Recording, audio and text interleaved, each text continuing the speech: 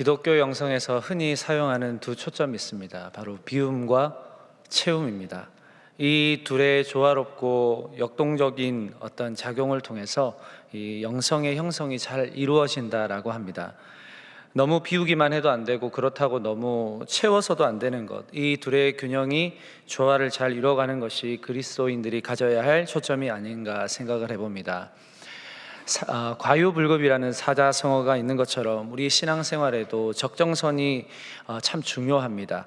너무 채워서도 안 되고 너무나도 채웠다고 해도 이 비움의 순환이 잘 되지 않으면 영적 생활에 분명히 문제가 생깁니다. 성경에서는 이 비움과 채움을 가장 균형 있게 그리고 역동적으로 이뤄냈던 인물이 누가 있을까 생각을 해보니까 바로 예수님이셨습니다. 예수님께서도 이 땅에 그냥 오신 것이 아닙니다. 바로 철저한 자기 비움이 있으셨습니다. 빌립보서 2장 1절에서 8절에 보니까 이렇게 말씀합니다. 그는 근본 하나님의 본체시나 하나님과 동등됨을 취할 것으로 여기지 아니하시고 오히려 자기를 비워 종의 형체를 가지사 사람들과 같이 되셨고 사람의 모양으로 나타나사 자기를 낮추시고 죽기까지 복종하셨으니 곧 십자가에 죽으심이라. 철저히 하나님의 영광 그리고 하나님과의 동등됨을 취할 것으로 여기지 않으시고 자기를 비우시고 종의 형체를 취하심으로 이 땅에 오셨습니다. 그런데 이러한 비움으로 그치지 않으시고 그 비워진 상태를 무엇으로 채우냐면 하나님과의 풍성한 사랑과 교제로 채워 나가셨다라고 하는 이야기입니다. 항상 사역과 처음의 마지막에는 하나님과의 교제를 위해서 아무도 없는 한적한 곳에 올라가셔서 그 시간을 누리셨고 다시 일상으로 내려오셔서는 그 채워진 상태에서 많은 이들에게 복음을 선포하시고 또 병자들을 고치시고 또 이적과 기사를 보여주실 수 있었습니다.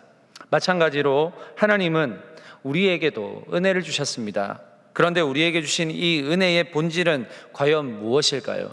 이 은혜를 헤세드 카리스라고 하는 어떤 값없이 주셨다라고 하는 의미, 즉 아무런 자격도 없는 우리에게 선물로 주셨다는 의미입니다.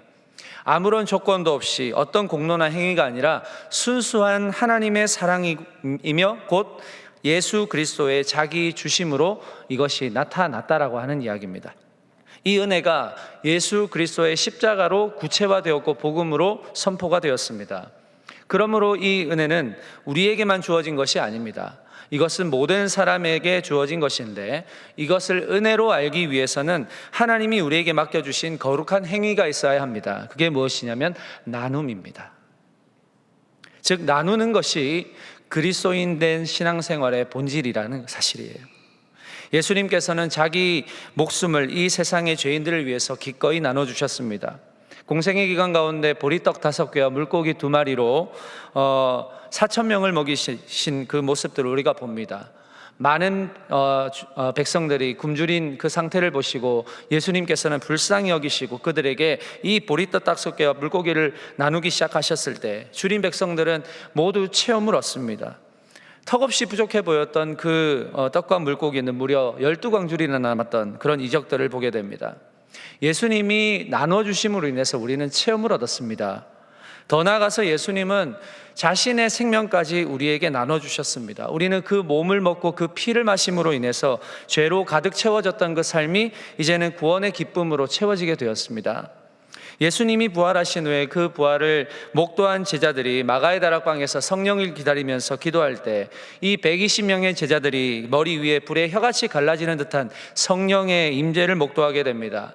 그때 성령의 임재로 충만을 경험했던 제자들에게 놀라운 변화들이 나타납니다. 모인 곳이 진동하기 시작했고 각 지역의 방언들을 하기 시작했습니다.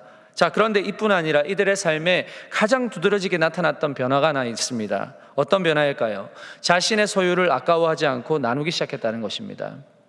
사도행전 4장 35절에 보니까 이렇게 말씀합니다. 믿는 무리가 한 마음과 한 뜻이 되어 모든 물건을 서로 통용하고 자기 재물을 조금이라도 자기 것이라 하는 이가 하나도 없더라. 여기에서 특이한 점은 통용하는 것, 즉 이 공동체가 균등하게 사용하도록 하는 이 나눔의 현장에서 절대로 개인주의가 없더라는 것입니다. 믿는 무리가 한 마음과 한 뜻이 되는 공동체적인 현장이 되었다라고 하는 것입니다. 이 예수 그리스도의 비움과 나눔이 결국은 죄인들을 변화시키고 하나 되게 하는 능력이 되더라는 겁니다. 이 마음과 뜻을 하나 되게 하는 능력이 예수님의 십자가와 부활을 실제화시킨 하나님의 은혜에 있다라는 것을 우리가 알게 됩니다.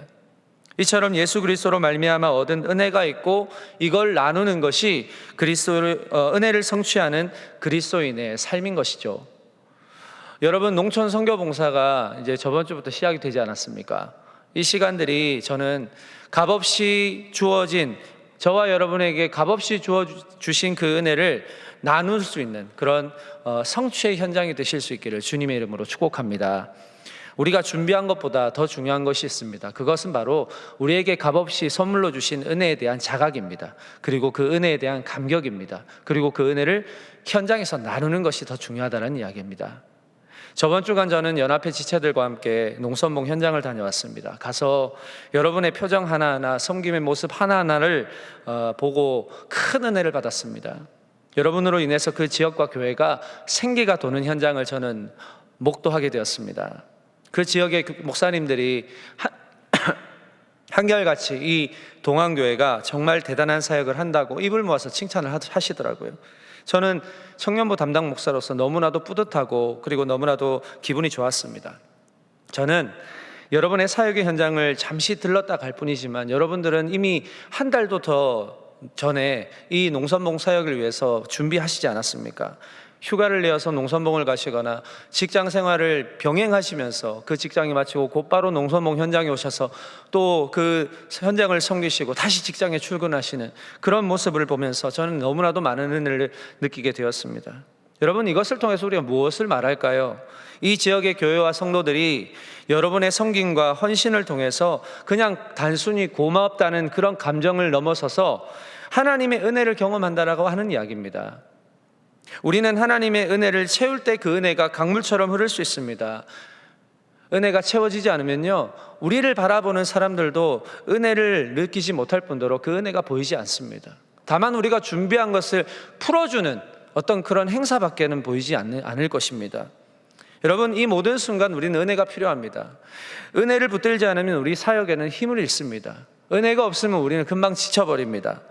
자격 없는 나를 위해서 자기 목숨을 내어주신 예수님의 희생과 하나님의 놀라운 사랑의 행동하심에 대한 이 감격을 우리가 사모하고 누릴 때 농선봉뿐만이 아니라 저와 여러분의 전 생애가 이 은혜의 감격 안에서 위대한 하나님의 일을 날마다 감당하게 될 줄 믿으시기 바랍니다.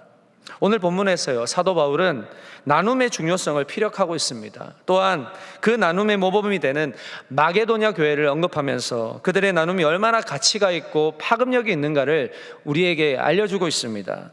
여러분, 복음의 능력은 예수 그리스도의 은혜를 힘입은 성도의 섬김과 나눔, 그리고 헌신과 봉사를 통해서 드러나게 되어 있습니다. 자, 오늘 본문 1절에서 2절인데요, 다 같이 한번 읽어보겠습니다. 시작.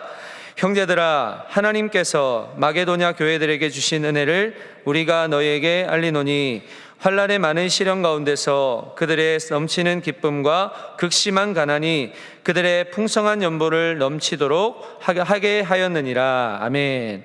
자, 사도 바울이 이 사례를 고린도 교회 성도들에게 굳이 알리는 이유가 무엇일까요? 현재 이 예루살렘 교회가 극심한 궁핍과 환난 가운데 있었기 때문입니다.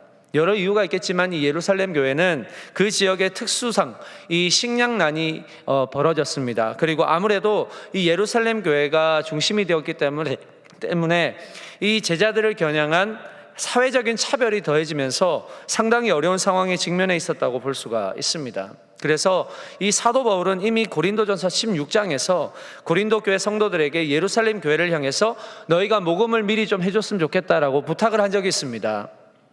자, 그러나 고린도 교회는 이 바울의 이러한 부탁에 부담을 가지고 있었던 것으로 추정이 되는데, 이는 한 교회가 감당하기에는 적은 금액이 아니었기 때문이에요. 조금씩 주춤하게 되는 것을 보게 되었다는 이야기입니다. 자, 이것을 보면서 사도 바울은 고린도 교회를 향해서 계속해서 권면을 하는데요, 이런 상황 속에서 마게도냐 교회의 상황을 언급을 하는 것입니다. 자, 이게 1절에서 2절 말씀이에요. 환난의 많은 시련 가운데서 마게도냐 교회가 환난의 많은 시련 가운데서 넘치는 기쁨이 있었다. 그리고 극심한 가난이 그들의 풍성한 연보를 넘치게 했다. 가난한 중에도 이 예루살렘 교회를 섬기는데 최선을 다했다라고 하는 이야기를 언급하고 있습니다. 그런데요, 여기서 어김없이 등장하는 중심된 단어가 하나 있는데 그게 바로 은혜라는 이야기입니다. 마게도냐 교회도 마찬가지로 너무 어려웠어요. 극심한 환난과 시련이 있었습니다. 가난이 동반된 상황입니다. 그럼에도 이것을 돌파할 수 있는 힘이 있었는데 그들에게는 기쁨이 있었다는 이야기입니다. 그리고 그 기쁨이 어디에서 기인했느냐? 하나님께서 마게도냐 교인들에게 주신 은혜에 있었다라고 하는 것입니다. 환난도 시련도 극심한 가난도 막을 수가 없는 이 하나님의 은혜가 마게도냐 교회를 움직이는 힘이 되고 있는 것입니다. 참 역설적이지 않습니까?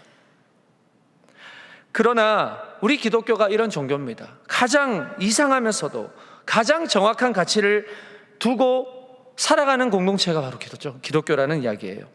환난 중에도 감사하고 어려움 중에도 찬양하고, 이게 그리스도인이 살아가는 방식이라는 이야기입니다. 깊은 가난을 경험하고 있지만 그 속에서 가장 풍성하게 나오는 부요함을 경험하는 곳이 바로 그리스도의 공동체예요. 이게 은혜로 말미암음이라는 사실입니다. 이는 세상의 자본의 논리로는 설명할 수가 없죠. 오직 은혜로만 가능한 원리입니다. 이 은혜로 창조될 수 있는, 창조해낼 수 있는 것이 바로 나눔의 가치라는 거예요. 우리가 아무런 값 없이, 우리가 별로 가진 것은 없어도 이것을 은혜로 함께 나눌 때 그 비어진 곳을 누가 채워준다는 이야기입니까? 하나님께서 반드시 채워주신다라고 하는 이야기예요. 자, 3절에서 4절입니다. 같이 보시겠습니다. 내가 증언하노니 그들이 힘대로 할 뿐 아니라 힘에 지나도록 자원하며 이 은혜와 성도 섬기는 일에 참여함에 대하여 우리에게 간절히 구하니. 아멘. 자, 이들에게 있는 은혜가 넘치는 기쁨으로 변하더니 이제는 자신들에게 있는 힘대로 나누는 것을 넘어서서 힘에 지나치도록 나누는 것을 우리가 보게 됩니다. 또한 누가 강요하는 나눔이 아니에요. 자원하는 나눔이에요. 오히려 마게도냐 상황이 더 나쁩니다. 고린도 교회보다요. 그런데 예루살렘의 그 가난한 성도들을 돕기 위해서 그들이 먼저 간절하게 구하고 자원하여 내놓는 상황입니다. 이게 어떻게 가능할까? 5절을 보실까요? 5절 같이 읽어보겠습니다. 시작. 우리가 바라던 것뿐 아니라 그들이 먼저 자신을 주께 드리고 또 하나님의 뜻을 따라 우리에게 주었도다. 아멘. 자, 이들이 먼저 한 일이 있습니다. 뭘까요? 자신을 주님께 드렸다는 이야기입니다. 자신을 주님께 드렸다. 이게 무슨 말입니까? 자신들의 상황과 여건에 초점을 맞추는 게 아니었어요.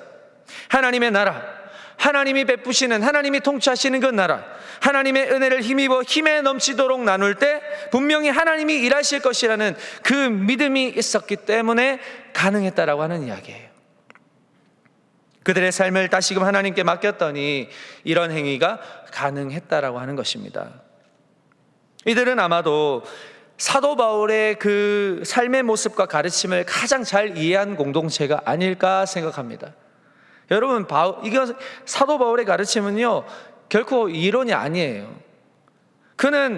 바울은 어떤 사람입니까? 과거에 학문에 통달한 사람이었습니다. 당시 가장 엘리트 집단이었던 가말리엘의 문화생이었어요. 율법으로는 히브리인으로서 정확하게 지켰습니다.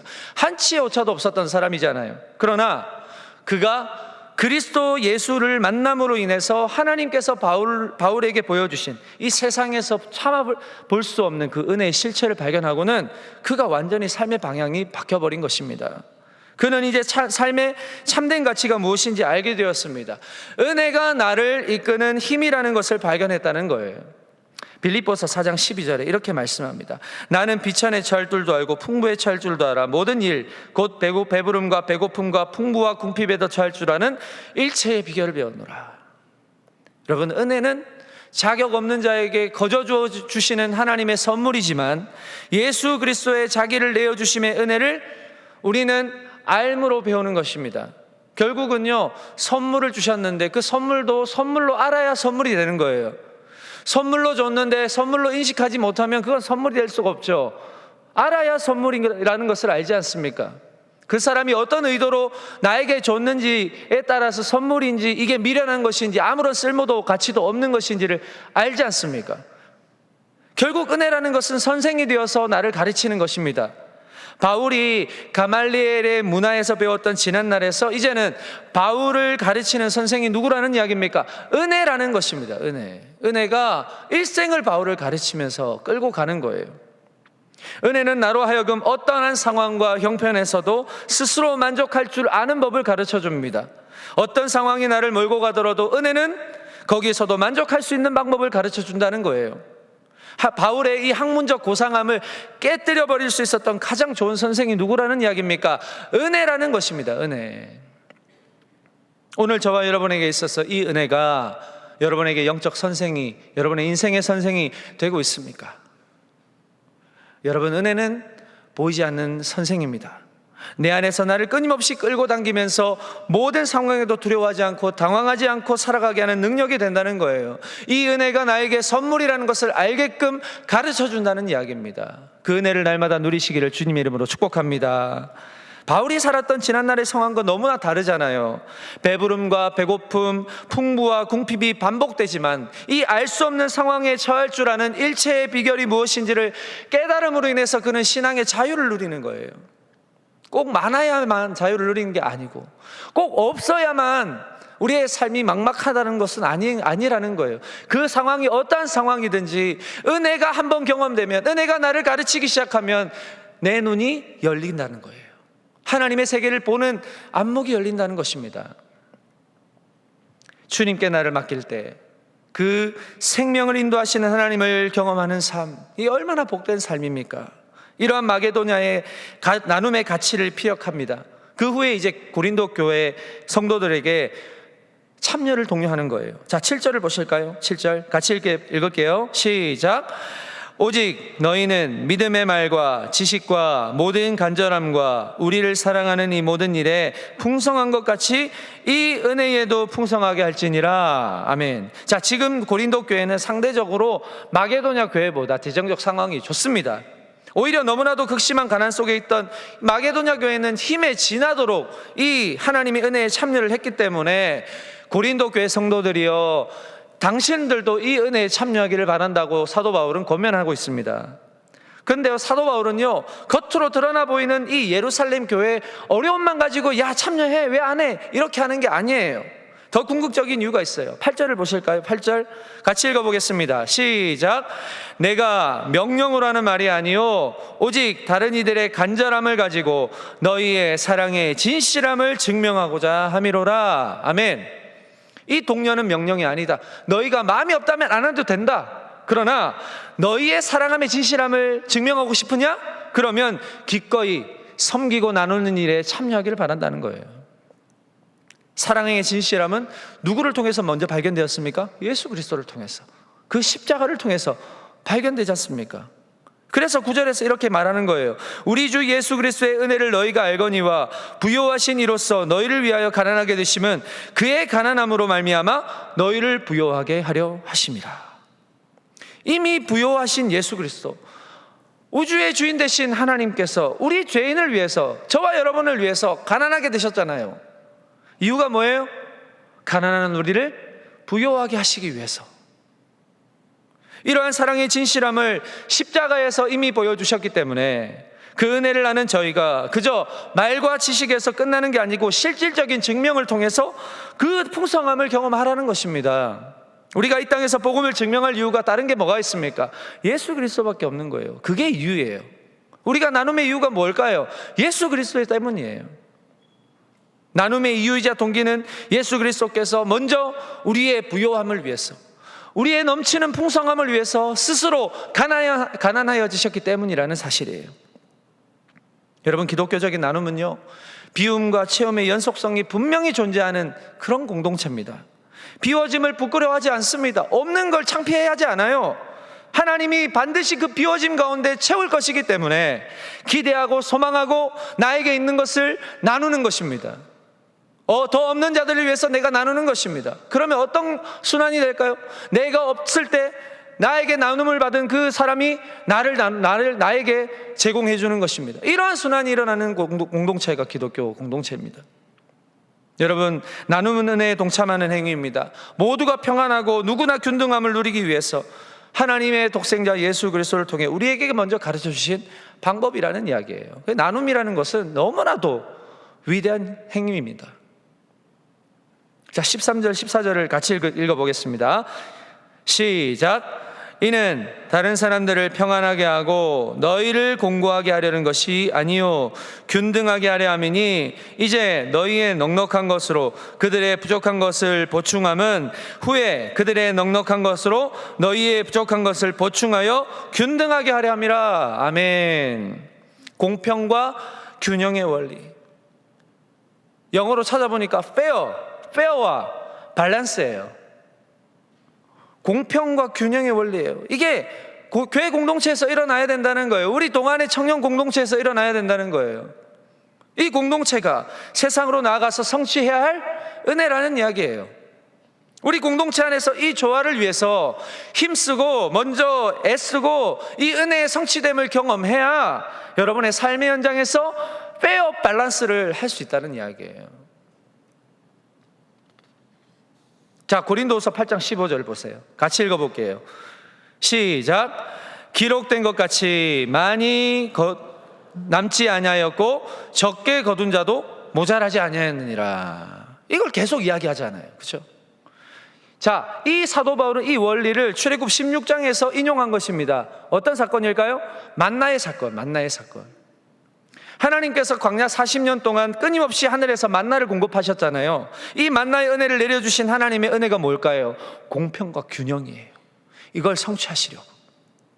출애굽기 16장 16절에서 18절에서 보니까 하나님은 만나를 내려주시면서도 결코 이 페어 밸런스를 결코 놓치지 않으세요. 자, 함께 읽어볼까요? 시작. 여호와께서 이같이 명령하시기를 너희 각 사람은 먹을 만큼만 이것을 거둘지니 곧 너희 사람 수요대로 한 사람에 한 오멜씩 거두되 각 사람이 그의 장막에 있는 자들을 위하여 거둘지니라 하셨느니라.